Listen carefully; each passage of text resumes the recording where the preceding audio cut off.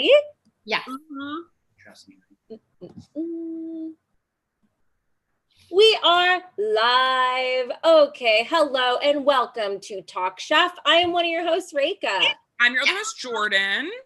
And we have an incredible guest today from this season's #1 charity, the Hollywood Food Coalition, and a great actress and a great person. We have Erin Lovelace. Yes! Oh my gosh. Let me just sing the praises of Reka and Jordan right now for the Hollywood Food Coalition. They volunteer. They give money. They talk us up. I just have to I want to put a virtual crown on you ladies because first of all, it's so nice to be talked positive about as an organization. And secondly, you're raising money for us and putting the bug in people's ear. But also, I think, when somebody really cares about an organization and does all of this, it just I think it wraps itself. People see that and they want to get involved. And I think y'all have been the reason why we've had such an influx of giving and volunteer and organization. I think y'all are amazing. And thank you so, so much. Oh my God. We would have brought you on sooner if we had known. I know. Oh my God. Erin for every episode. Shit. Well, guys, I should have texted you this earlier. I'm glad that I'm making myself look good and sharing this gratitude with you on live. Yes. We really do feel so thankful for y'all at Hollywood Food Coalition. That is so nice. I mean, we are grateful for you and all the work that you do to help the LA area and our unhoused neighbors and our food insecure neighbors. So yeah, just a little reminder, guys, this season, we have been donating all of the proceeds you've been so generously giving us to the Hollywood Food Coalition. Woohoo! Look at the shirt. Okay, cute logo and good organization. Yes, we're getting a new logo and we're getting new t-shirts. So, be on the lookout for t-shirts. Okay. So we all know you love t-shirts in the chat. We know you're merch heads. So you guys are freaking merch heads. We know that. We know you guys are sick for merch. So please hop on this. This is our last episode to donate for this season to the Hollywood Food Coalition. So let's make it freaking count. We've already raised over $1,000. And maybe combined with the time we did it in season 1, maybe like 1,400 or 1,500. Yeah, we got to count it all up, but it's hot. What I'll say is it's hot. It's also, really the amount of people that we feed with that amount of money and the amount of blankets and tents and gloves and socks that we've been able to give because of this. It's just monumental. And plus, because of the pandemic, we've had to purchase bags and containers where beforehand we would serve on campus, we wouldn't need to buy all this extra stuff. So this money has just provided so much for us. The giving is amazing. So thank you guys so much. And we're using it. So thanks. Yes, I think that's such a great point. And something I think maybe isn't always clear when you donate somewhere. Yeah, okay, obviously this is being used for food and things like that, but it's being used for your space that you rent. It's being used for, as you're saying, packaging, utensils, water bottles. Because the thing is that the stuff is you don't even think about. I mean, for the most part, we recycle all our food. So all of the food we serve for the most part is recycled from the city, which is a big goal for us, which y'all talked about in previous episodes. Yeah. And so that extra financial help, especially during this time, has just been so especially helpful with all the extra costs that we've kind of had to deal with. Plus all the extra people that we're feeding now in the Hollywood community as people are pushing out from other neighborhoods. So thank you. Yes. And I mean, it's also incredible that with that money, Hollywood Food Coalition is able to employ people like you, Erin, because I've worked under you many, many times, and you are, I don't think they'd run without you. You're so organized. Grade A manager. Such a pillar in the community. And I just love to see a nice, good, kind person being employed to help their own community. I think that's awesome. Well, it's easy. And, we got our boy Luke. Luke Field, friend of the pod. If you are College Humor fans in the chat, you know Luke very well. Yes. He is also employed at the Hollywood Food Coalition. Yep. And he's working for me right now. He let me leave early so I could come do this. Thank you. Okay. Wow. We knew we liked Luke. Now we love Luke. Now we love him. Yeah. Okay, I gotta buy him a little French fry or something. Is it one French fry? That's all he gets. He gets one French fry. Beautiful. So as usual, the information to donate to Hollywood Food Coalition is in the chat. It's also in the description of the video. We're collecting donations through Jordan's Venmo. Just, pop something in the note or the comment for it. Her handle is at JORDANMYR1CK. We're going to be taking those donations, till the next episode, Jordan? Yeah, I guess so. I'll do it until like Monday or Tuesday. I mean, if you send it later, I'll donate it then too. So I guess this offer lasts for the rest of forever. But we're gonna do our big tally. Yes. Let's say Monday night. Yes. So get it in by Monday night before our next episode. Which, just a little reminder, our next episode we will be following the new season of Top Chef Portland. Oh my God, I'm so excited. I am. My God. Here's my only issue. Oh, what? An issue already? I have an issue with this season. It's a huge problem for me, is that I love Top Chef so much. It is really hard for me to just watch one episode. And if I can't watch, 16 episodes in a row, it is a little painful for me. So I'll have to wait a week. That's hard. That's really hard. But that's really, really hard. That's my issue with this season in particular. I get that. I'm getting more Gregory. Oh, get a little more Gregory. I bought his pre-ordered his cookbook. Yes, from Powell Books. Pre-order his cookbook. Oh my God. What I'll say is, this is a fun little teaser for if you follow me on social media. I'm on TikTok or on Instagram. I think I'm gonna do a homemade meal of different Portland themed foods each week while I'm watching the show. Oh my gosh, I love that kind of stuff. That's how I do my housewives. So I will be keeping tabs on you, Jordan. I mean, I love your food tasting. Your whole vegan journey has been a journey for me as well. Thank you so much. And I know, Erin, you're a huge Bravo head in general. So you're not just Top Chef. You're an expert. It's dark. It's a disease, and I'm happy to have it. Yeah, I think it's good. I think you're in the right place to have this illness. So great. We got that little order of business taken care of. But Erin, there is a second order of business we didn't tell you about. Okay. Just like every episode of Top Chef has a quickfire. So yes. Okay. Top Chef. Yeah. So it's not a big deal, but it is the fastest quickfire in all of Top Chef history. It's 45 seconds long, and you have 10 questions you have to answer. These are not trivia. These are just like Erin questions. Okay, good. Okay. And just so that you don't fucking half-ass this or something, just know the prizes that are at stake are very meaningful. So what you could win, I don't even know if I should be telling you this. Rika, you have to. Oh, fine. Okay. You could win a deed to the Terlato Wine Vineyard. Okay. Now, you might be saying, what is Terlato wine? I have a feeling it's good. Sure. We wouldn't know. No way to know. On the show Top Chef, because we've tried to purchase Terlato wine and it's not for sale anywhere. Who knows? Who knows where you can find it? Because you're going to own the vineyard. And it is located, I think, in the 7th tier of hell. Yeah, if you guys saw the Lil Nas X Montero video, so underneath that level of hell is where the Terlato vineyard is. If they had just kind of tilted the camera down, you would have seen the Terlato wine vineyard. Okay, absolutely. So those grapes are fermented by growth.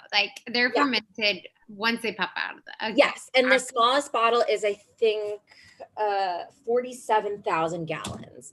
So you're getting a lot of bang for your buck, and it costs 4 cents. I'm just gonna make some room in my in your wine cellar. Yeah, make some room in your wine cellar. So that's prize number 1. Prize number 2 is you would also get your own personal suite of broken GE appliances, just like you see on the show. Nothing really incredible. You could have an oven that mysteriously drops temperature. You could have a fryer that doesn't work. It's really awesome. Refrigerators that pop open in the middle of the night. I love that. So that's what's at stake here. Are you ready for your 45-second quickfire? Yes, I really hope I win the GE broken stuff. Yeah, I think you have a shot. I will start the timer the moment Jordan finishes asking question 1. And what I'll say really quickly is I know that this is all personal preference things, but this is one of the hardest quick fires we've ever had. Oh, it's no. a finale. I had to step it up. So just be prepared. Okay. All right. I'm really nervous now, but I got my support team. All right. Yes. All right. Are you ready? Ooh, I'm ready. I'm ready. Erin's ready. Okay. Fish from a river or the ocean? Ocean. Dining inside or outside? Outside. Would you rather have your sous chef be a celeb chef or your former competitor? Celeb chef. Chicken, onion, or potato? Onion. Should the finale dish be served at the same time altogether or on different days? Same time. What would you rather do? Use a knife block or choose on your own choices? A knife block. Rocco Despirito or Rocco Despirito? Oh, Rocco Despirito, baby. I'm problematic. What's harder, a surprise course or cooking at high altitude? No, cooking at high altitude. Erin, you just missed it, but you did an absolutely but you know, Erin, your answers were very thoughtful because I will say, so Christine, we're gonna, if we had a Terlato wine vineyard to give away to Christine, we would, but sadly, I think we're out. Oh, darn it. Okay. Thank you so much for checking. Yeah, I had to check. But Christine did a ranking of the fastest quickfires on Top Chef. Brennan is currently the record holder at 35.26 seconds, but all of Brennan's answers were kind of stupid. We're kind of wrong and not real, you know? Allie Beardsley was at 35.54 seconds, which is good. So I think they are the record holder currently. I mean, honestly, I was trying to answer honestly, and there were things that I'm not proud of that I admitted. I think Rocco. Yeah, I'm sorry, guys. I was so turned on by those brown eyes. Wait, can I ask, what did Rocco do again? I confuse him with other bad chefs. What did he do? He did something, and I remember I was like, okay, no. I think he's just like generally a douchebag. I don't think he's done anything really bad. He's not as bad as Todd English. Todd English is real bad, but there was no. What did Todd English do? Because I saw him and I was like, something is not. Todd English is just an asshole from what I've heard from people who have worked at Todd English restaurants. Allegedly, I'm always so scared I'm going to get sued. Allegedly, I've heard from unnamed sources, supposedly Todd English is a douchebag to like the people that work for him, is what I've heard. Yes. Beautiful. And then Michelle Bernstein. And Michelle Bernstein, who's incredible. Jackie, one of our former, I almost said contestants, one of our former guests on the show, worked for Michelle Bernstein for a while. And Michelle's lovely and they're still good friends. It's beautiful. Incredible. It's beautiful. Yeah, because I remember them saying, I wasn't familiar with her. She had a palette. They call it, like the queen of palette, or like her palette. I was like, I need to know this person. What is this even? What's so funny is I know what they mean when they say that, but in layman's term, if I was explaining to an alien what that means, I would say that person tastes food good. That person exactly. So good. I'm like, I felt like they honestly could have given her a better compliment. I'm like, she eats food well. Yeah. I honestly felt like this season was a little bit sexist. I don't know. Yeah. I don't know. I think because I'm used to, it's been a long time since I've revisited the first seasons, and I wasn't happy. I wasn't happy with the female treatment. I think treatment of females. Yeah. I think that is correct. I think season 4 is the first like real season, so to speak. Season 3, I think, is maybe the first real season, lowercase r. Season 4 is like, I don't like that there's stupid bullshit drama in it, but I'm like, I think there is less maybe disgusting people in it. Okay. Or like creepers. Maybe I'm wrong. We'll have to see when we get to season 4. But some big OG Top Chef people come out of season 4. I think that's what I miss. I think I'm used to like that top tier attitude and food. But anyways. Elaine is pointing out one of the number one things I wanted to talk about in this series of episodes. If we want to hop into episode 14. Please. Let's do it. Hip hop away. So this quickfire is to recreate the dish that Chef Sirio Macchioni, the owner of Lobster, makes. And I'm going to hop ahead just a tad to address what Elaine said, which is when in the top of this quickfire, at the end of this quickfire, when Casey and Hung are at the top, and he says, he can't pick who won. He wants to give it to Casey because she was attractive. I almost like teared up. I think that's why she lost. I know there's time in between that episode and when they go to Aspen, but that kind of shit fucks you up for your life. And that's not the first time she's heard something like that. She even talks about it in her talking head before that. It made me like, it just was so resonant to me of when people basically call me a diversity hire or any other such thing. It's just like, you can never escape this. If she were unattractive, like what would, like, it just made me so mad. I couldn't believe, I know that it was a different time period. I know it was a different time. It really wasn't, but it was. Yeah. Couldn't believe that I'm glad they left it in because we got to see it and it's good to be aware. But it was just like, I think that's why she lost. I think she could have won that. I think they were even par. I think Casey, we've talked about Casey on this show. We love Casey. She's just a fucking hard worker. Yeah. And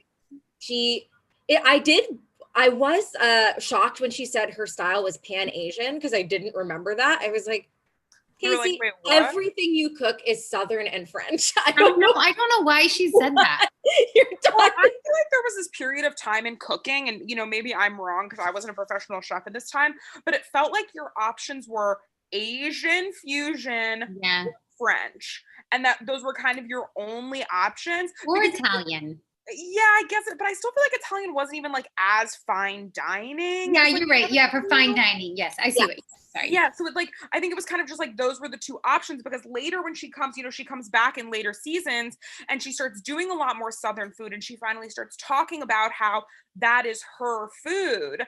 And I think that's nice. I think we see growth in the culinary community so much so that, we're seeing different cuisines from all over the world now be represented in fine dining. But right. I love that. To Erin's point too, this is the stuff that like the invisible stuff that keeps marginalized people down. Just like even just what she had to do in that 1 second to respond, she had to laugh. She's on TV. It's a room full of men. And Sarah is there at this point. As well, but like mostly men. Probably the crew is also mostly men. I mean, also the kitchen. When they walk in the kitchen, it's all men. Sarah is doing. You can tell how Sarah walks into that kitchen. She wants those guys to respect her, so she's trying to treat the kitchen. Oh yeah, because she's used to coming into a kitchen with a bunch of males, like completely on guard, where the other contestants who are male would come in and they don't care. They don't care. They don't. It's such a. So I recently. This is. Oh my God, we're going off rails. I recently started driving, and I hadn't. I've been living here for like 4 years, and I just take the bus everywhere. And a thing I am still really self-conscious about. I'm fine in the car by myself, but if someone is watching me, it doesn't really matter their gender, but particularly men. It is immediately more agonizing for me, and in a way where I feel totally comfortable on my own. But the moment someone watches me, you're just like. This is not something I wish to be watched at. I have good instincts on my own, but if you're watching me, I will question it. Yeah. Which is crazy. It's just, I hate that it's like that. I know exactly what you're feeling, Megan. Yes. It's crazy. And also I will say, I don't like anybody who is speaking to kind of, Erin, what you were alluding to before we went live, like Hung's like attitude, him being like, this was easy. I hate when you are doing something that's like a difficult task and like it is objectively difficult, even if you are good at it, and someone's like, oh, this is easy, it drives me crazy. It's also like if you don't think it's easy, or if you think it's easy but someone else doesn't, like something being easy is not, it's relative, objective truth, and you know? read the fucking room. Yeah. Like, and Hung is trying to get in their heads. Yes. Like, whatever. But it just reminds me of like, yeah, like, oh my, like, I don't know. Anytime you do a competition and anytime you do something, especially as a woman, feeling like, wow, everyone knows some secret piece of knowledge that I don't. They all find it easy and I don't, or something. Ugh. I can't stand that. I just don't want to, I wouldn't want to live like that anyways. Like, yes. Why not? What also, like, doesn't it make you look better when you help somebody and you still win? Yes. That is the integrity we got later on in Top Chef. That is so inspirational. Exactly. Yes. That's what we get in the right. Exactly. That's what I miss. Yeah. I love the new Top Chef because it's like a helpfulness thing, and we're all growing together. And then the person who wins, you're like, oh, that's so great. I think they use it almost like, this is me saying this, not being a chef, not being on the show, but I think I have the right to say it. Almost like it's a little bit of a resume for them to be like, hey, you see how I operate. If you watched me on this show, you see I'm good in the kitchen. Yeah. And I help people. I'm not like fucking people over or trying to win on a weird technicality or something. Absolutely. It's absolutely. Which is why Malarkey owns a bunch of restaurants. He does own a ton of restaurants. Absolutely. Can we take 1 second to just acknowledge that it is Hung's partner's birthday today? Happy birthday to Hung's partner. Happy birthday. Wow, Aries energy. I like that. Oh, I'm an Aries, so I'm an Aries too. We're all Aries. We're all Aries. Are you serious? Erin, when is your birthday? Okay, guys, it's tomorrow. So I have goosebumps. I'm putting it in my calendar. Birthday present to me. When y'all asked me, I was like, oh my God, did Luke tell them? I am sweating. I am cold all at once. Oh my God. Erin, is that why you have this beautiful balloon? Yes, honestly. Okay, can I just tell you how wonderful the people you're donating to Hollywood Food Coalition, they treat me so well. They gave me balloons like this early, like 2 weeks ago for my birthday. So I could have them in my home. This is from Blair. Blair's one of our board members. I've probably heard from her. She's amazing. She gave me this one, is Blair and Sean, and then this one. Oh my. I cannot get over that your birthday is tomorrow. I'm going to have a heart attack. Dude, I just put in my calendar to repeat every year. So next year I'll know and I'll prepare. I do the same thing, Jordan. Thank you. You're getting a lot of happy birthdays in the chat, and we're getting some either praise or fear of a triple Aries podcast. It is crazy. I think Reka and I forgot that we're both Aries, and then my girlfriend brought it up the other day because she cares about astrology, and we were like, oh yeah, that does make sense. Like Reka and I are very different in a lot of ways, but we're both extremely intense. Sorry. Wait, when is your birthdays? Jordan's was last week. Jordan's was 1 week ago. March 24th. March 24th. And mine is on Saturday.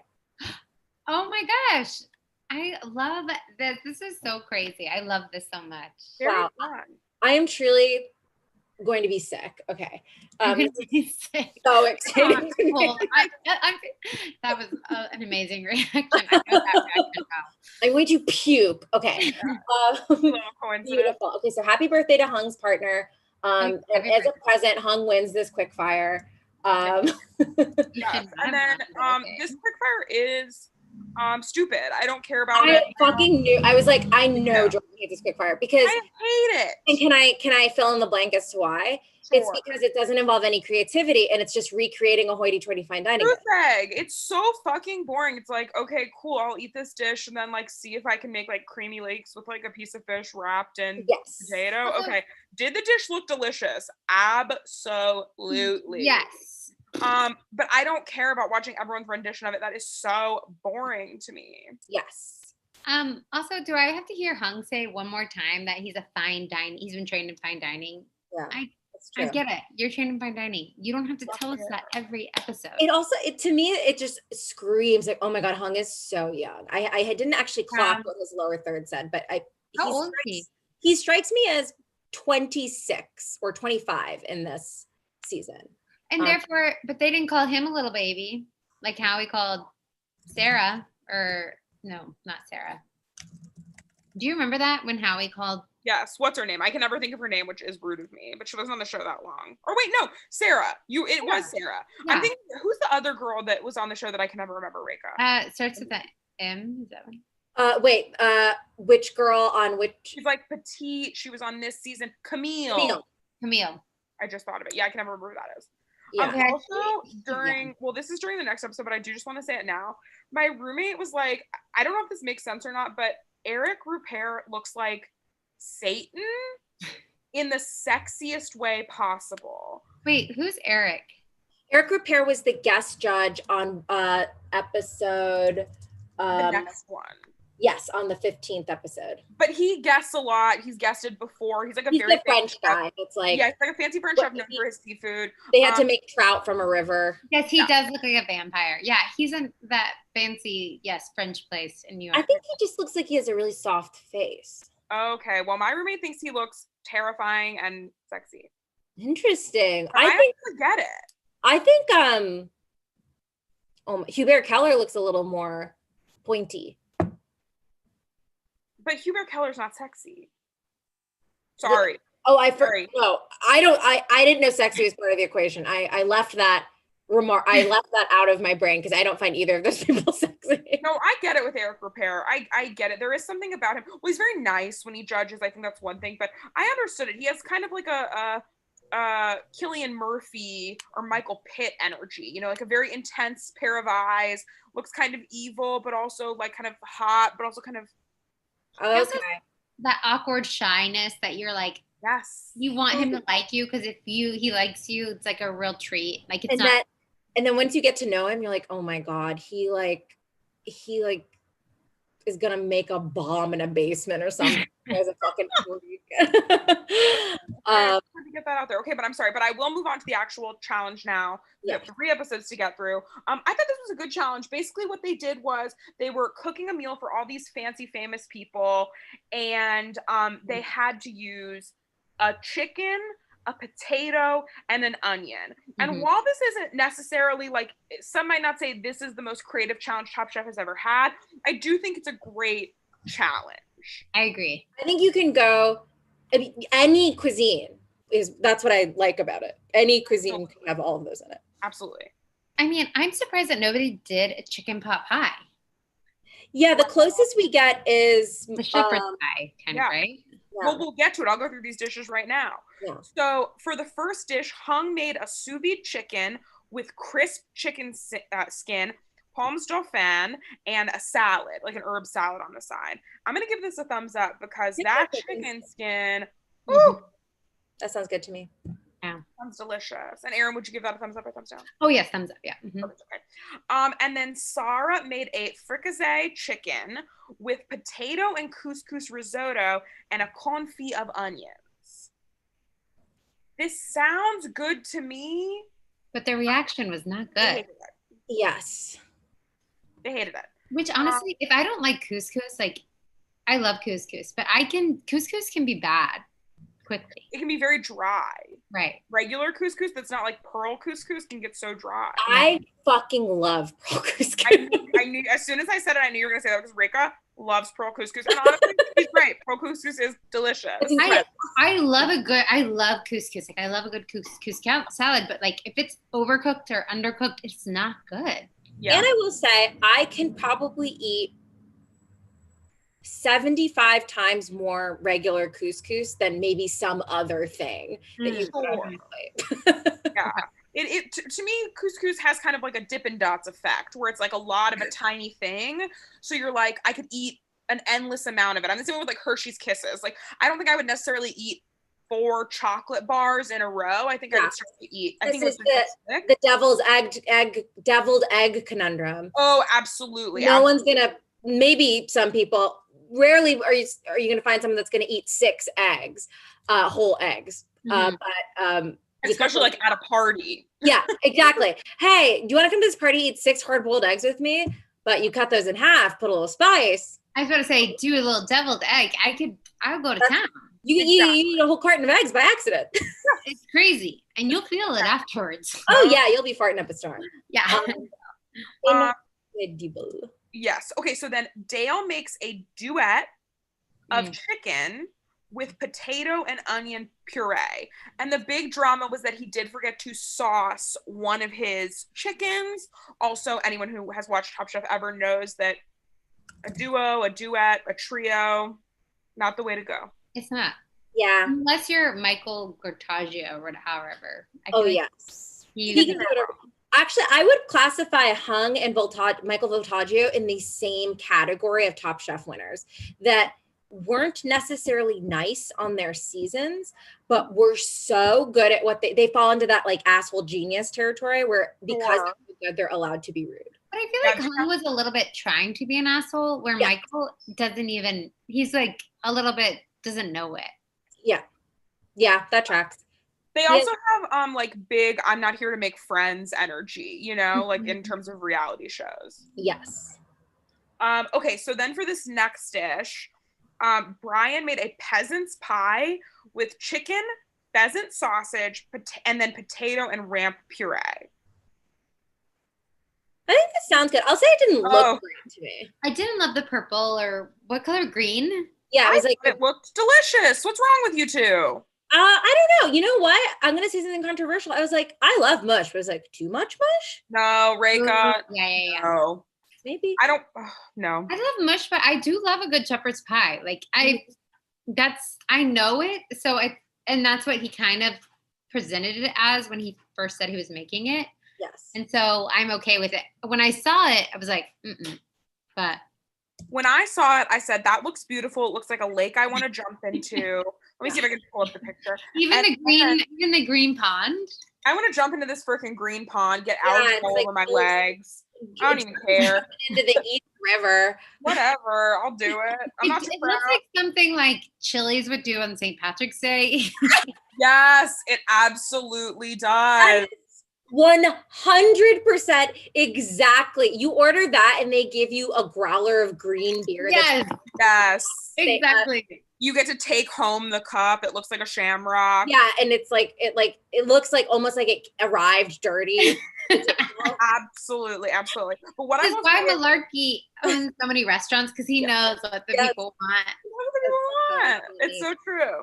I will say that ramps are the most delicious thing in the entire world, and it is truly devastating because from everything I've read, please correct me if I'm wrong in the comments, but ramps are not regional to the West Coast. So I would get them once a year, one time in my CSA when I lived in New York, but I there doesn't seem to be a ramp season in LA, and it seems too chaotic and not good for the environment to have ramps like shipped here. But I love a ramp. Okay, but describe a ramp then. What is it? I'm not really. It's like a spring onion, young garlic type situation, like a scallion meets a spring garlic. It has a mild oniony, garlicky flavor that, you know, the bottoms I would say are, one part is like a little more pungent, one is a little more mild, but it's so good, and you can mix it into butter or. Okay, this sounds amazing because I love onions and garlic. Like that's why I chose the onion. Yes. Yeah, you would. I'm gonna go on a limb and say you would love a ramp. Okay.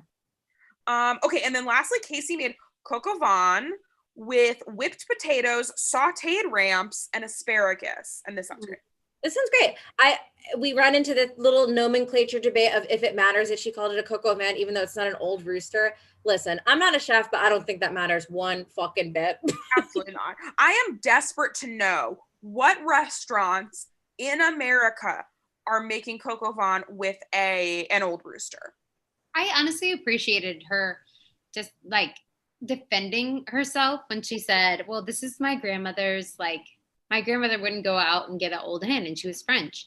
Like, again, I think if she was a male, they would have been like, yeah, that makes sense. I mean, maybe I'm being too like defensive of her, but I just. No, I think all that stuff is, I think that is when a dish is very good and Tom has nothing else to say about it. Oh, Tom.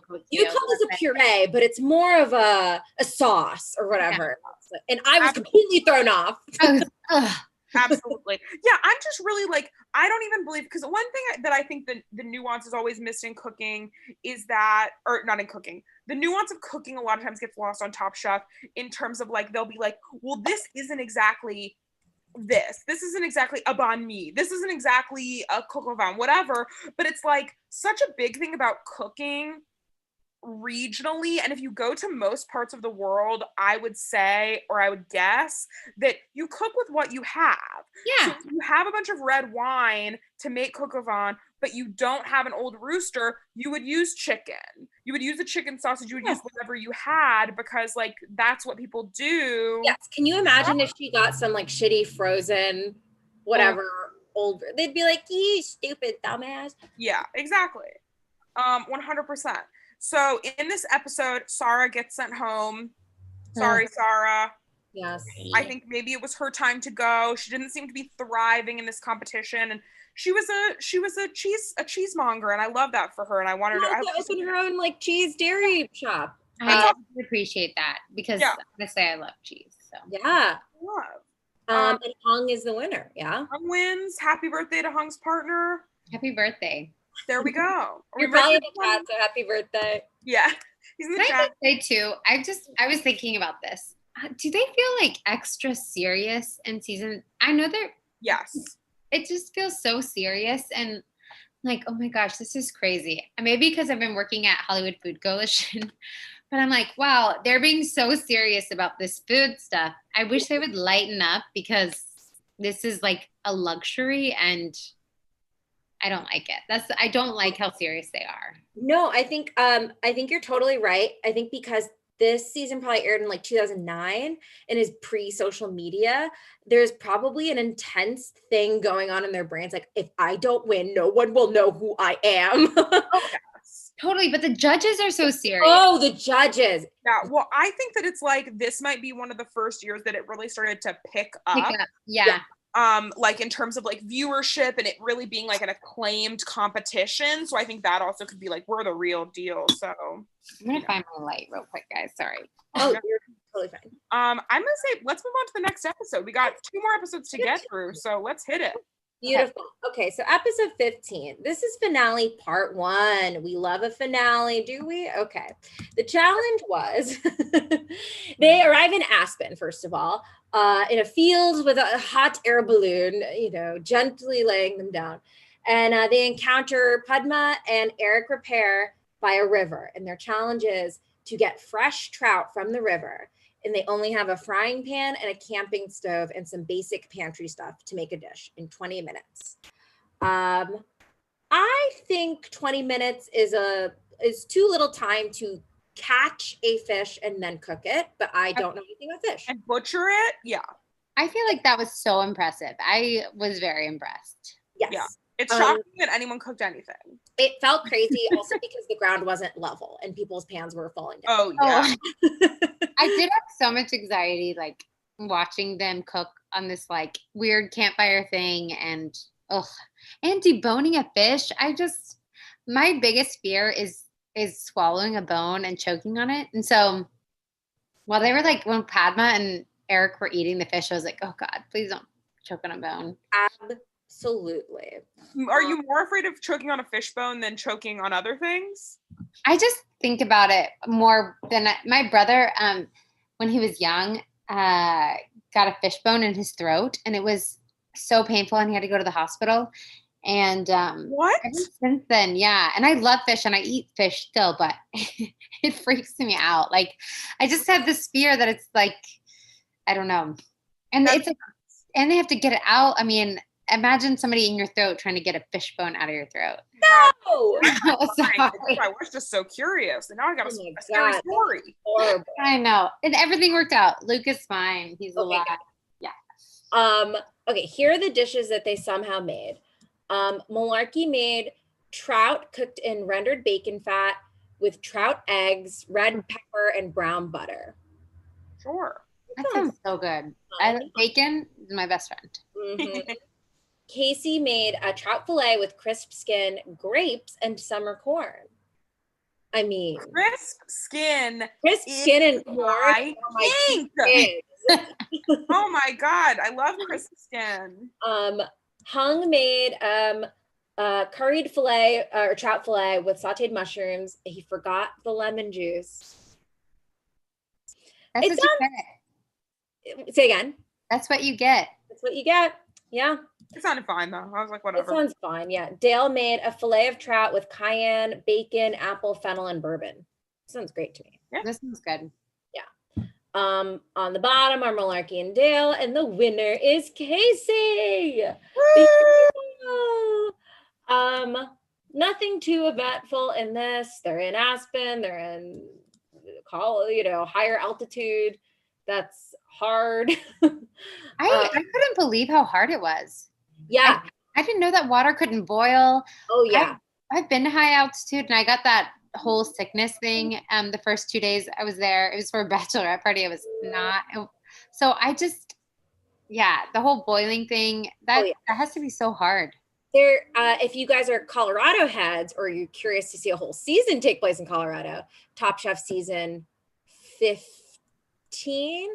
I don't know any of the numbers. Top Chef Colorado. It's Top Chef 15. Yeah, season 15 is in Colorado, and they do a whole challenge towards the end that is cooking at the highest altitude restaurant in the whole country, and they had to literally get someone in to give them tips beforehand because they had to make bread, and baking is a fucking nightmare. Can't imagine. Yeah, that is a nightmare from hell. I hate that. Especially that's like you're starting in Miami and you're gonna finish in a high altitude place. Absolutely. That would be insane. Absolutely. I couldn't imagine. And their challenge, I think it's a fine Top Chef challenge. I was like, ugh. They have to make elk. Oh yeah. Cowboys, or cow persons, cow people. And yeah, again, nothing too interesting about that. I guess all went bonkers, I thought. I'll be honest, I could not keep up with everything that was in these dishes because the lower third would say like 5 things, but they would list like 12 other things. And then each of them seemed to have, I was like, is this part of the challenge to have something extra where you're putting extra condiments on in front of everybody? Serve themselves? Like, it was so weird. There was so much shit happening. Yeah. It's almost like none of them wanted to cook with elk and tried to hide the flavor. Yeah. I love how they edited Malarkey in this, and they had Padma like being like rolling her eyes in the midst of this. They had the music. That's why I love the Housewives, the editing. I mean, and Malarkey gives us that. Honestly, he gives the editors a chance to shine, and we have to thank him for that. If you want to see Malarkey being capital M Malarkey, check out season 17 of Top Chef. Oh boy, he learns how to be on TV. I love him so much in that. I love Malarkey. I can't help it because I saw episode 17 and now seeing him again in season 3 because it's been a while since I visited season 3. Yes. This season makes me like him more. When I wasn't remembering him in season 3 and watching season 17, it was like, whoa, he is all the way up. His style is turned to 1,000. I like it. I said this last week. He's a maximalist, and I like that. Yes. Also, Elaine is pointing out in the chat something that we all loved when Dale said, I don't know what cowboys eat, but I've slept with a few. A fun line. It was so fun. Dale has come a long way. I did not like how he treated the servers in the restaurant challenge. However, I really like him like these last couple episodes. So Dale gives me Dave energy from season 1 in that I think he just likes to have fun and make fun food that tastes good. He just seems very appreciative of the whole experience. I agree. Yes. Absolutely. So for this challenge, here are the dishes they made with their elk. Casey made a mushroom crusted elk loin with a cauliflower duo.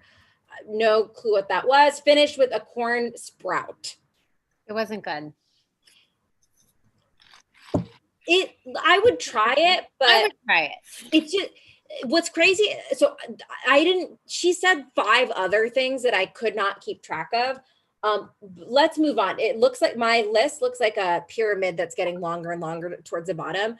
So then Dale made a spiced elk loin with huckleberry blackberry sauce, cauliflower and fingerling potatoes, and pickled cauliflower and potatoes and fresh mint. Listen, you put blackberry, huckleberry on anything, I'll eat the shit out of it. Yeah, it's kind of got that like pork and apple feel, like. Sure. Yeah. Yes.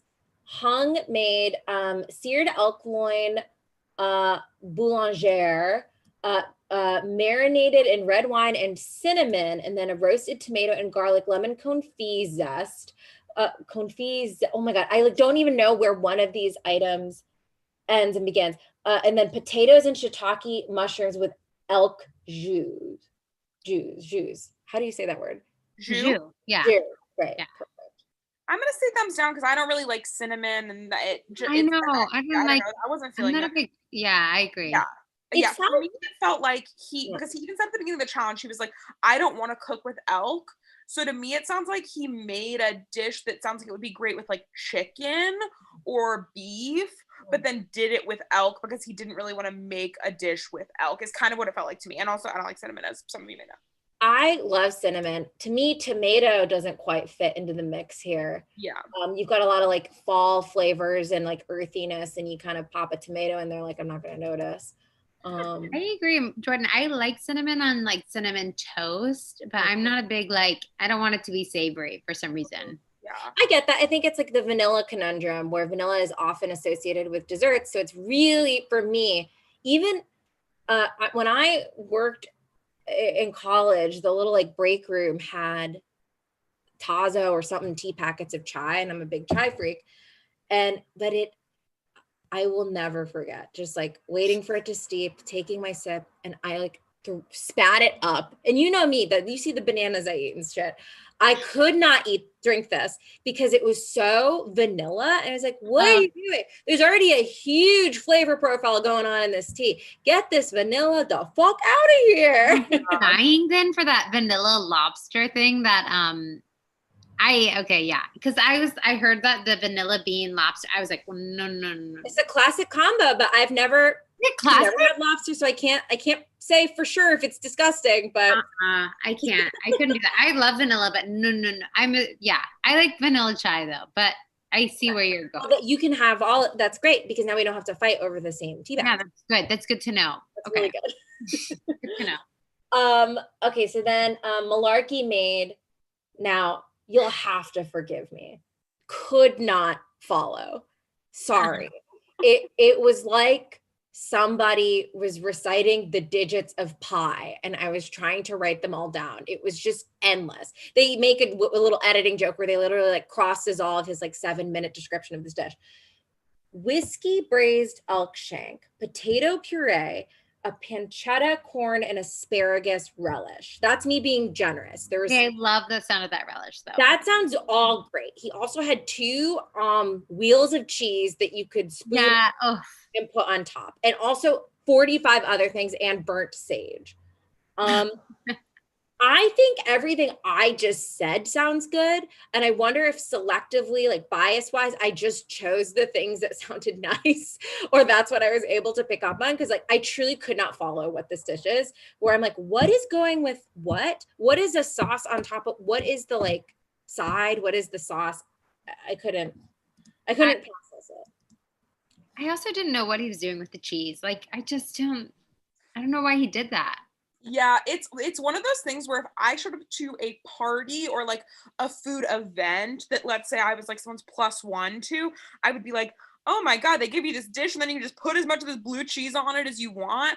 I would love that and be like so into it. But as like someone who knows about Top Chef, I'm like, why would you do that? Why would you ever give anyone any autonomy over how they consumed your dish when you're being judged on it in a way that matters? Especially because everything they do seems so intentional, like what sauce they add, this last minute seasoning salt they add at the end. It just felt, I was like, Brian, why are you doing this? Use your own cheese. Also, after every other ingredient, if it was like a minimal thing, like you prepared the meat a certain way and then, like a steak with a blue cheese dressing, like maybe, but Yes. It was crazy. Everything he said was crazy and wild. Okay, so at the judges table. Oh my gosh. Here is my other thing. The first thing I wanted to bring up was Casey and how that disgusting guy chef called her attractive or whatever. When Tom called out Hung and said, you were born in Vietnam. I don't see that here, like in your food. I was like, did Hung present himself as like, I cook Vietnamese food? I think he's just mostly presented himself as fine dining and he loves using Asian ingredients, but he's never been like, I'm a Vietnamese chef. Yeah. I could have slapped Tom because this is something that happens to a lot of Asian people on this show. Yes. And honestly, Padma does it too in season 15 with our beloved Fatima Ali, who has since passed away. But one of the highlights of Top Chef Colorado, this sweet woman, she makes Pakistani street food. Awesome. And she is a Pakistani woman. And Padma calls her out when she wasn't making Pakistani food. Like, why aren't you using our flavors? I'm like, do we gotta be making our flavors for everything? Like, what do you? Casey said she's Pan-Asian and then makes a bunch of Southern food. Yeah. Like, oh my God. Absolutely drove me insane. I did not pick up on that. I'm glad you pointed that out because I didn't pick up on that. And what's our consensus on Tom? Okay, I think in the early seasons he fucking hams it up and then he like chills out later. Okay. Yeah, I used to hate Tom. I think he was really trying to be like a Simon Cowell type energy because that's around when all this was, where they really had the formula where everyone was trying to do American Idol, where you had to have like nice girl person who like nice hot girl person who is in the middle of like not nice but not mean but still kind of critical, who's like Gail, and then a mean daddy who is Simon Cowell, and that's kind of what Tom was trying to do. But now I think he's taken much more of a role of kind of like mentoring, and people seem to like him a lot more. So I'm now pro Tom. Okay. Yes, I think he was big on like trying to fit the Bravo TV mold in this first 4 seasons or whatever. Just even like in the first season, you'd see him be like, who do you think should go home? I'm like, who the fuck cares who that person thinks should go? Don't make them purposely be like mad at each other. Yeah, it's very stupid. I just want to see him in this same situation. Like I want the tables to be reversed in a way, which I know he does the cook-off challenges later, like with like the Top Chef shows. Yes. Last Chance Kitchen. Yeah. I think Last Chance Kitchen, I know some people don't like it. I think it is a fantastic addition to the franchise. I agree. I am actually very, because like, especially in these later seasons, these chefs are like legit and and they get eliminated for something maybe silly or like, I didn't get a component out in time, or like, I've never cooked with this bizarre game or whatever, but I'm a good chef and I fucking love it. Last Chance Kitchen starts on season 9 for anyone who is interested. You know this. I had nothing to do last year. Okay, so at the judges table, Tom says it's a stupid fucking thing. The winner of the challenge is Dale, and eliminated is Malarkey. I know. I did love Malarkey this season. He was good for me. I think he dreams big. He's what Jordan says is a maximalist. I like that. I like that he in season 17, for instance, there is a challenge I won't reveal, but it's a very restrained challenge that involves perfection and cooking things to a T the way they are supposed to be, and no interpretation, really, or no room for interpretation. And Malarkey is about to pop a vein. He can't do it. Inspiration in him that I really relate to. Yes. I mean, I wish he doesn't, I think I hide it better than him, but yeah, I really relate to his desperation and I appreciate it because it's relatable. Yes. Here's what I'll ask you too, Erin, because in season 17, that's also when you have this extremely hammy, weird move that Malarkey does, where he pulls out a list of contestants in the order in which he thinks they're going to get eliminated. Like, yeah, so like for TV, like Malarkey, you don't keep a notebook like that. I mean, I didn't like that. I remember like, because that was like the beginning of pandemic, right? Yeah. Season. Yeah. I was like, why is this guy doing this? It's such a bullshit move. Also, it's just like, I just don't like that. I don't like premeditated like feelings towards people. Yeah. But yeah, I didn't like that. But yeah, it's such a TV thing. I mean, he hams it up and I like that. Yes, totally. And that's why I'll forgive it. Jason says, I'm surprised to find out Malarkey is a name. That is Brian Malarkey's real Christian name. Sean, you're allergic to mango? So sorry. My mom is allergic emergency to mango as well. Who is? My mom is allergic to mango sap. Oh, so not mango, but mango sap? Yeah, she can eat the mango, but and we only know this because we had a mango tree in Miami for a long time, but if the sap gets on her, she's very allergic to it. Wow. Oh, that's crazy. Okay, I'm glad she can eat a mango though. Yeah, I'm really glad, and I'm sorry, Sean. And if honestly, I really like cilantro powder or like powdered coriander as well is a similar vibe to amchur if you can't have amchur. Okay, great. That is episode 15. Nothing really to say. Three people came out of it and remain in Aspen. Yes, and then in this next episode, we do no quick fire and we just go straight into our challenge, which is you have to make 3 dishes, cook your best meal ever, or whatever, what they always say. And then halfway through, well, first of all, they got fancy chefs. They got Todd English, they got Rocco DeSpirito, they got Michelle Bernstein. And then halfway through the challenge, it was like, hey, you also have to make 1 extra surprise dish. And they brought in Sarah, CJ, and Howie to help them out. Yes. So the light that they gave Rocco when he walked out there, I'm sorry, Rocco looked good. I hate to say it. I will say he makes an appearance in the first episode of season 4, and I like because I watched that more recently. I didn't think anything, and then I saw him here. I was like, oh, yeah, because he judged earlier in season 3, and I was like, meh. But then he came out in Aspen, and it's got his light. He looked his brown eyes stuck out. Yeah. Maybe we're all sick and we looked at him. Yeah, maybe that was it. Beautiful. So are we ready to go through these dishes? Well, I had a question to follow up on Erin's quickfire. You had said you would rather do a knife block poll or a sous chef rather than pick one yourself. Yeah. I know the train of thought I would have in choosing that, which is that for me, I think I can work with restrictions, but sometimes if I choose, I'm like, I've put myself in a hole with this. Exactly. Even if I got the same person during a knife block poll. Exactly. And that would have been my concern. There's too much at stake that I'd already be like, did I choose right or whatever? Yeah. And I just wouldn't want that. I'd be just like, just give me somebody. And yeah, that was a great question though. And it says a lot about a person. Oh, for sure. I honestly agree with Erin though, because what I'll say is that you can have a good person that you like who doesn't end up being a good sous chef. Yes. Especially because a sous chef for these challenges specifically too is so much just like you give your prep work to them. They're not like collaborating with you really. Yeah. Yeah, sorry for that little interruption. No, I agree. Yeah, it's just like you don't know. It's hard. I don't know. So I'm like, let's do a knife bowl, personally. Yes. I like a knife bowl. I like a knife bowl. That's what I chose. Okay, so we're gonna get into these dishes. Yes.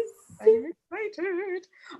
Okay, so for the first round, Hung did a fish and chips hamachi with potatoes, olive oil, and tomato vinaigrette. It was like a raw fish with a crispy potato chip. It looked great to me. If you like crispy, Jordan, that's your thing. Crispy skin. Okay, and then for the same round, Dale did a foie gras mousse with peaches, ras al hanout gastrique, and arugula. Foie gras. What is that again? It's like the fat from a duck liver. Yes. Okay. I would do that. I don't understand why he didn't have the toast points because I know that's pretty standard with a foie gras, right? Yes. I will say I've never eaten foie gras. Why can't I pronounce anything today? Oh my God. I've never eaten duck liver. But whenever people on this show use it, I will say like 70% of the time, it looks like way too much. Like it's a very rich product. Yeah. There's a season 12, where someone cooks a whole log of it. I think that's too much. That sounds disgusting to me. Doing a whole log is, I think, nuts. Yeah, I think it's supposed to be like an accent. Yeah, I don't know. know. You would hope. Yeah. Okay, and then Casey made a cinnamon scented scallop with celery, foie gras, and apple. Blech. I knew you would hate every part of this. I think don't like celery. I hate celery. So I love celery. I think here's where I'll make a little line in the sand. I'm like, cinnamon scented. Get the fuck out of here. That's too much of like a weird. I don't want cinnamon and fish. no. And this Scallop. this whole dish sounds very sweet to me too. Or not even actually like tricky sweet, where like I'm getting the sensation that it's sweet because of the cinnamon and there's apple, but then it's like very savory and fishy and then also super fatty. And then you have I'm a no on this dish. No. So. This sounds awful. Yeah. And also like celery. No, thank you. Okay, and then Hung made a shrimp with palm sugar, cucumber salad, and coconut foam. This looked impeccable to me. I love coconut cream, like, and shrimp. I love that. Sounds so good. And wait, you know what's interesting? Didn't someone in the airline challenge make a side dish that was shrimp and celery? Yes. This is like the version of that makes sense. It's like shrimp and cucumber. Like yes, you've done things to all the items. Yes, absolutely makes a lot more sense. And then for the next round, we had first we had Dale, who this was his like surprise dish. Yeah. Yeah. Hey, by the way, there was a twist. I also messed up. That last dish was Hung's second round. Excuse me. Then Dale made seared scallop with purslane, grapes, and sweet corn, which I honestly don't know what purslane is, but it sounds delicious. That sounds good. I don't know. I was gonna ask what is purslane, but that sounds great. It's also known as duckweed or parsley. No. It sounds parsley? Like a fucked up way to say parsley. Like parsley? No. It's otherwise known as parsley. It's a vegetable / herbal. Parsley. No. I'm gonna lose sleep over parsley. Parsley or it's different, not parsley. Parsley. That broke my brain. We can't think about that. I'm gonna name my daughter Parsley. Parsley. A whole new world is open to Reka. Okay, then Casey made a poached prawn with rice cake in lobster mushroom broth. Saying all the words I like. It sounds yeah. I love a good rice cake. That sounds so tasty.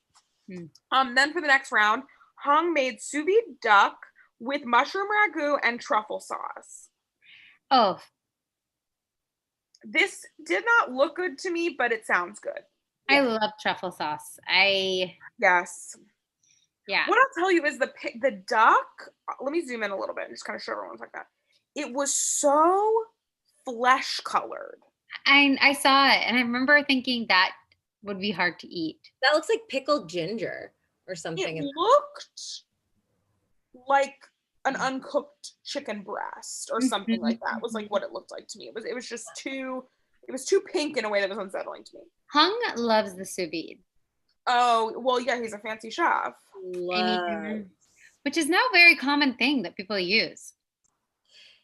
It's like, I guess on this show, people use it, but like, I will say a lot of the times it goes pretty poorly.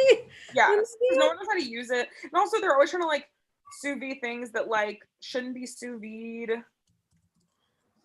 I don't know. I don't like it. Oh, Sean is saying the flesh color is the result of the sous vide. Okay. And that makes sense to me, but I still don't like I'm not saying he's wrong. I'm just saying I personally think it looks like shit. Duck is pretty pink, right? I mean, it's like a very dark, fatty meat. This is just me. This is purely me. This is not me commenting. No, Jordan, it's time for you to stop spouting your disgusting propaganda on this stream as usual. Stop making us feel a certain way when we want to feel how we want to feel. Sorry. Whatever. So call me personally. They loved the dish though. They couldn't loved it. Get enough of it. And I was like, I like it, but like, does he have to use foam every dish? Yes. I just feel like he was heavy on the foam this absolutely. episode. episode. And then Dale made a lobster corn and mushrooms in oh my gosh. All of that. I can't pronounce anything today. It's because it's a little hot today and we're all feeling it. It is hot. I had to put on the air conditioning. Yeah. Dale made lobster, corn, mushrooms, and gnocchi in a curry jus, which this to me, they didn't like it, but this is too big. It sounds so good, but they said it was not good at all. And the curry overtook everything. Listen. Curry stands out. I'm like, curry ragu, butter poach, all that sounds a little too much, too conflicting to me. Yeah. And I've never had gnocchi with curry, honestly. I would try it. I love it. It sounds so good to me, and I think they're wrong, and I don't care that it's overpowering, and I don't care. You care that gnocchi is too heavy? Because that's what I was about to say. I don't care if the gnocchi is too heavy. It's a little fucking potato dumpling. I don't care. I was about to say, I mean, they're just, when they say gnocchi's not like this, are you just saying that because gnocchi's not normally like this, but you still like it? It's annoying. I got a gift card to a very nice restaurant once, and gnocchi is one of my favorite. It's my favorite pasta. And so I ordered that, and I have eaten a lot of gnocchi in my life. This is probably the worst gnocchi I'd ever tasted because it was really soft, very light. And maybe that's what it's supposed to be. But I'm like, I like chewy little dough balls. I think in that perspective, it's was it actually really good? And it just wasn't your expectation. Gnocchi, just like the coq au vin. Yes. This was really good, but you called it coq au vin, and we know it's not an old hen. Yeah, if you called it tiny, dense potato balls. And they probably knew that he couldn't get a rolling boil. Oh yeah. And so that's why it was more steamed. And so that's why Yes. I'm just does a steamed potato dumpling not sound good to you? Because to me, that sounds great. Absolutely delicious. Yes. I'm sorry. Okay, agreed, Jordan. Agreed. I'm sorry. Okay, Casey made a crispy pork belly over pea shoots with a roasted peach, which she referred to as a perfectly roasted peach, and creme fraiche. Which sounded so good. Yeah. That sounded great. I love pea shoots. I love pork belly and peach. I like the sweet and saltiness. That just sounds perfect. I was so sad. And you could see her counterpart was so disappointed. I know. I felt really, it was one of those things where it's according to the timing of the interviews as we saw them that Michelle was probably aware would happen because she was like, I wouldn't personally do this because I don't think there's enough time. Yeah. So it's a really big bummer.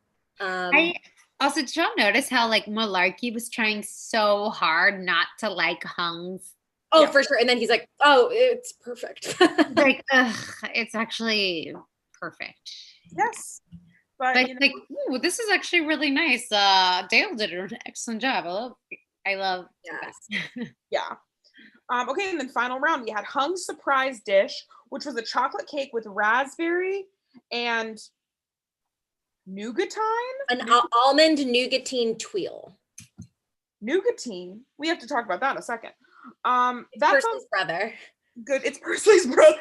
Oh my god, the idea of Reka naming her children Nougatine and Purslane is so funny.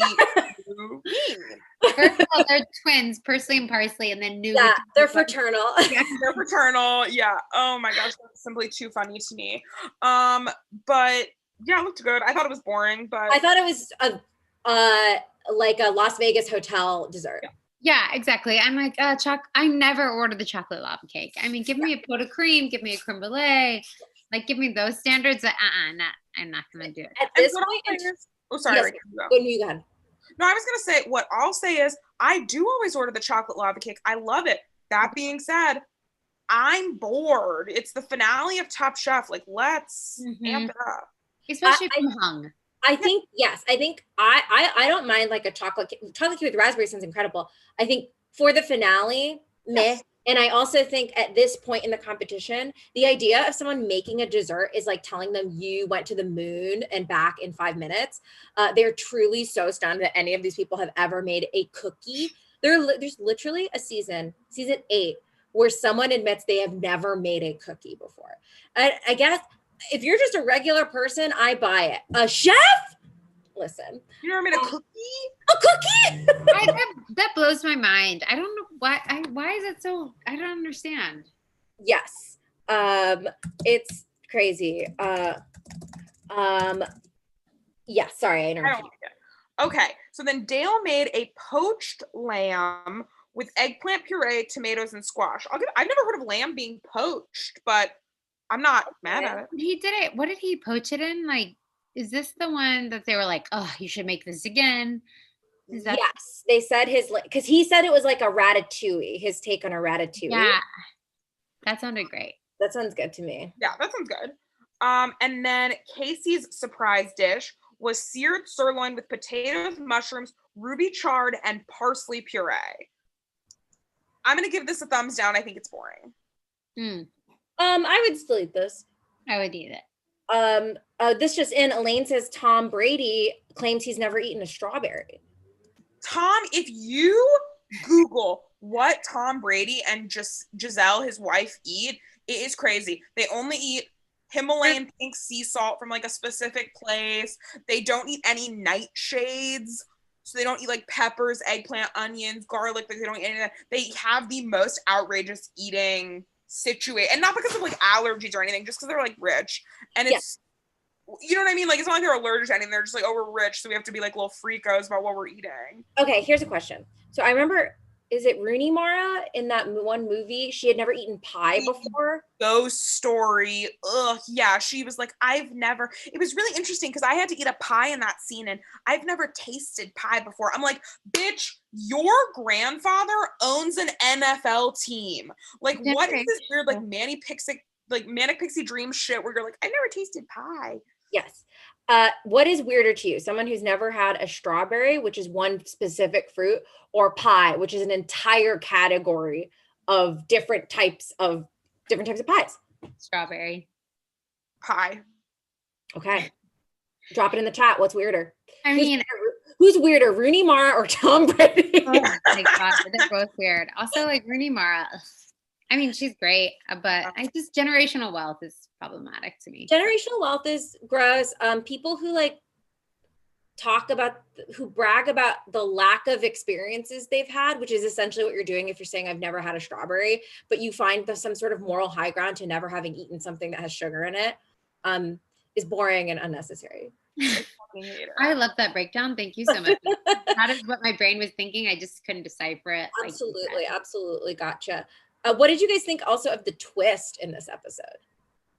The surprise dish? Yeah. I thought it was fine. Yeah, it's common now. This was like the first time I remember seeing it in this. Yeah. season. I honestly didn't feel like they needed the surprise. I felt a little bit like, wow, how dare you guys? They can't even get a rolling boil. Yes. I did feel like offended. And I loved Dale's comment, like I wanted to punch Tom in the face because I did think it was a little bit too much. Like, yeah. I agree. I think it was, if there was no altitude issue, I think, okay. Yeah. But I think I'm like, yeah, I think, I don't know, seems unnecessary. Beautiful. And we all know who won. It's Hung. It's Hung. Who called it? Drop it in the chat if you called Hung was going to win this season. Did we all know? Fastest hands in Top Chef history. Truly, he is brought back multiple times later seasons as like, can you beat Hung doing this thing? Is he really? Gosh, I thought I watched all the seasons. I didn't realize that he was brought back to do all of that. He's brought as like a judge, or like for quickfires usually. Maybe it's only one time actually. But oh no, he's a judge in a quickfire, and then he's a sous chef in an elimination or in a finale. Yeah. I loved Casey's comeback, being like, I know I didn't do well in the last episode, but I was beating you guys for a while, and I'm glad she said that. Yes. And I think there's something cool about just being like, yeah, this wasn't my best. And just kind of being like, I know I'm not going to win. I'm not going to like play. I'm not going to like pretend I'm going to win. Right. That feels crazy. Yeah. Elaine is asking if that kind of surprise thing happens in normally. And I said, unfortunately, like every finale, there is some sort of, and you have to cook using a microwave or like whatever. Do you guys remember this? Jordan will hate this, but season 7 of the Great British Bake Off, where for whatever fucking reason, the finale was like, for your showstopper or like your technical challenge, you have to build a fire and make pita bread over this fire that you have to keep feeding and blah, blah, blah. It was so fucking stupid. That's not what that show is for. Get it out. Well, what'd you think of the season? Erin, since you've seen it, Jordan, what do you guys think? I really liked it. It was a good season. I mean, I love the later seasons more. Yes. I want to see Trey. Does Trey come back? In season 8. I just think I wish he had gone further. He just seemed, I liked his energy. Again, I didn't love the treatment of the females. I also wanted to go to CJ's restaurant in Studio City, but I guess it's closed down. Oh. At a restaurant. The tall one. The tall one. Right? CJ, is that right? He's the tall one. Yes, he's very, very tall. He's like 6'7", and his girlfriend is Indian. Those are things I know about CJ. It's important. I'm starting an app. But he has a restaurant in Studio City, I think. I feel like it is very sad when you Google a lot of these people, because just the way the restaurant business is, a lot of the restaurants like no longer exist. That's the most disappointing about this season, is Googling a lot of them, and a lot of them are not at restaurants anymore. And that makes me sad. I agree. Elaine clarified what they were talking about was what the judges, the reveal of who won being live. Yes, I forgot about that. No, that happens one other time and it sucks. Yeah, that was stupid. I think it's weird. I don't like it. Beautiful. So Erin, we also do a thing where, I'm sorry we're running a little late, but we jam-packed 3 episodes for you. We do a thing here. So pre-gaming for your birthday. Yes. Try to pit the winning dish against something you would have made if that was your challenge. Now, we had you watch 3 full episodes. So what do you think, Jordan? Should we ask what Erin's like finale meal would be? Yeah, what would your finale meal be? Yeah. Oh my goodness. That I would have to make. Yeah. And you can pretend like, if you're like, but I can't cook well, like just what would you like to, what would you like to make? Pretend you have all the cooking skills in the world. Okay. I do love to cook, but I'm not going to give myself restrictions with elk and stuff. That's fine. Okay, great. I would make, so to begin with, I think I would do like a brie with the apricot jam, and then the phyllo dough on top, or phyllo dough on top, with some crackers or toast points. That would be my like starter. And then I'd maybe do like this, I would do like a light harvest salad that I've been making with this apple cider vinaigrette that I love. And then I have been chicken pot pie crazy. So I've been making a lot of chicken pot pie, but I've been making it vegetarian. I'm trying to be eco-conscious. And so I'd make a chicken pot pie, or maybe the veggie pot pie. And then to finish, I'd make this almond shortbread crust with chocolate cream cheese mixture and strawberries cut on top, drizzled with chocolate. That would be my showstopper meal. Okay, and that is honestly the perfect meal for me. Oh my goodness. Beautiful. So we're going to pit that against Hong's winning meal. Okay. And see what the viewers think, which is going to be a really heated race. And guys, I want to invite you over to Jordan and Reka, and I will make this meal for you guys. I'll come over, and I want y'all to have it, because it is literally, I didn't even know you were going to ask this question, but now that I'm thinking about it, I'm like, I'm going to have you guys over and we will eat it together. I really have the idea of going inside someone's apartment to eat. I have a patio. I have a very large patio, so we can be outside. A tear come to my eye. Oh my God. We'll be 6 feet apart. One more thing, Erin, before we go. Oh, what's that? Oh, live? Okay. You are Top Chef. Huge. Huge. Oh, there you go. Sorry, your $150,000 from the hefty Flex didn't come in, so we got you a sun balloon. Thank you guys so much. Oh my God, it just flew in. Absolutely beautiful. Thank you so much for joining us for this finale. And again, yes, I was just going to say, please donate to the Hollywood Food Coalition, serving unhoused neighbors and food insecure people in the Los Angeles area. They do awesome work. They really stretch their dollar. So no matter what you donate, it is going to go a long way. We are so grateful for what you've donated so far. We're probably at like 1,500 as of today.